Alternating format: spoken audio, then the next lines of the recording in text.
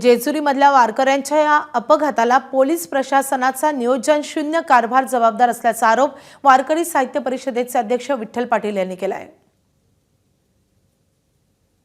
ही दुर्घटना फक्त एकाच कारणामुळे घडलेली आहे आणि त्याचं कारण म्हणजे पोलीस प्रशासनानं आणि शासनानं ज्या पद्धतीने यापूर्वी आजपर्यंत वाहने एका बाजूने आणि दिंडीसोहळा एका बाजूने चालतो ते न हाताळल्यामुळे अजागरपणामुळे मनाला येईल तसं दिंड्या आणि ट्रका निघालेले आहेत। त्याचं कारण त्यांना पंढरीला जायचं असतं, यांना पुढे स्वयंपाकाला जायचं असतं, पण दुर्दैव असं आहे शासनाची भूमिका योग्य नाही। तर अजून तर इथून पुढे शांतपणाने शासनाने भूमिका घ्यावी। या अपघाताबाबत डॉक्टर जखमी महिला जेजुरीचे नगराध्यक्ष आणि मार्तंड देवस्थानच्या विश्वस्तांनी काय माहिती दिली आहे तेही पाहूयात।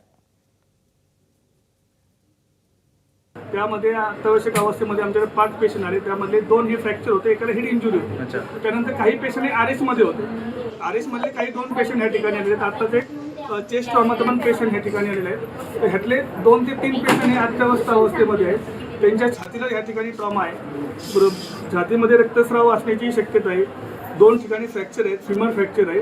आता पुढील उपचार सुरू आहेत, जे काही उपचार ह्या ठिकाणी होतील किंवा अत्यावश्यक असतील ते उपचार या ठिकाणी दिले जातील। दिंडी चाललेली पुढं आमची पाठीमागून मोठा ट्रक आला आणि ती पाठीमागून ट्रक घातला अंगावर एक आम्ही साईड मधून चाललेलो, त्यातून गाठली ती धडाधडा पडत पडत पडत सगळी अंगावरून गाडी पुढे निघून गेली।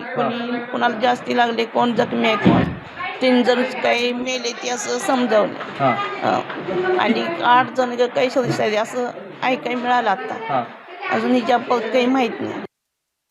अतिशय दुर्दैवी घटना घडलेली, जेजुरी प्रशासन त्याच्यामध्ये पूर्ण लक्ष घालते। लोकप्रतिनिधी म्हणून, नगराध्यक्ष म्हणून मी असेल, माझ्याबरोबर सर्व नगरसेवक असतील, या ठिकाणी आम्ही सकाळपासून या ठिकाणचं पूर्णपणे व्यवस्था पाहतोय। संध्याकाळपर्यंत चित्र पूर्णपणे स्पष्ट होईल। किती जण जखमी झाले आतापर्यंत? जखमीमध्ये 7 जण आहेत आणि दुर्दैवी मृत्यू 3 जणांचा झालेला आहे। या ठिकाणी सुनेत्रा वहिनींनी जाहीर केलेलं आहे सरकारकडनं पूर्ण मदत करतो। ज्यावेळेस आम्ही आलो त्यावेळेस 15चा आकडा कळत होता। ग्रामीण रुग्णालय इथे 3 मृत पेशंट आहेत आणि 1-2 इंजुअर झालेले पेशंट आहेत अशी माहिती मिळत आहे। मी स्वतः आम्ही हॉस्पिटल होतो त्यामुळे मला इथं माहिती जिथे 7 पेशंट आहेत त्यातले 5 स्थिती व्यवस्थित दिसते, परंतु 2ची थोडीशी जास्त आहे।